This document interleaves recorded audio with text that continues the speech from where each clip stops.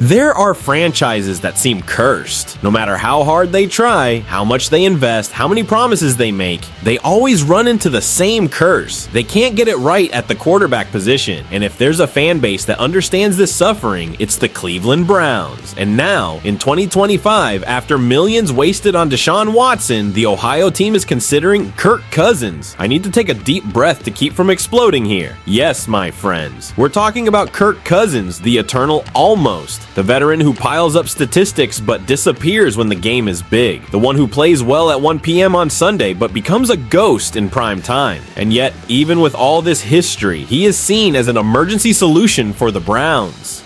That says much more about Cleveland than it does about Cousins. And I understand the desperation. Deshaun Watson is out with an Achilles injury. Kenny Pickett is at best a competent backup. Joe Flacco is 85 years old in NFL years, and the rookies Gabriel and Shadur Sanders are raw talents, promises, not immediate answers. It's a boiling cauldron.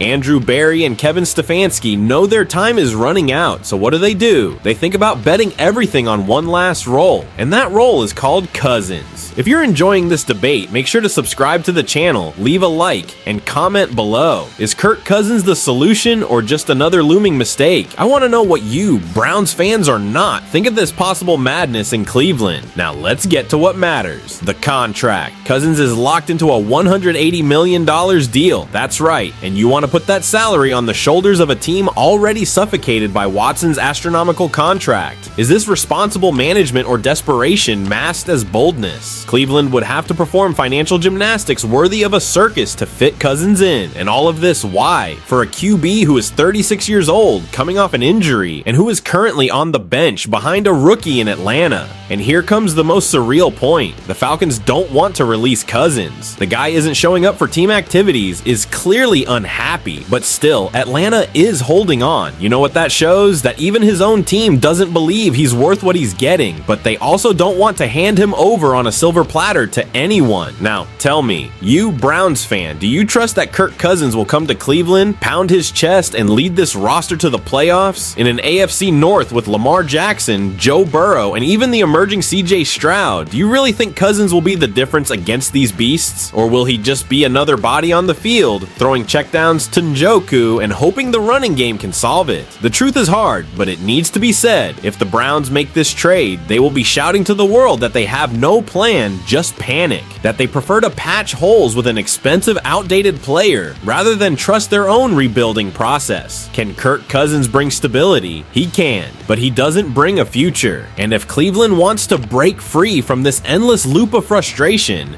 they need to think beyond the now, or they will continue to be the team that always lacks one step, one QB, one correct decision.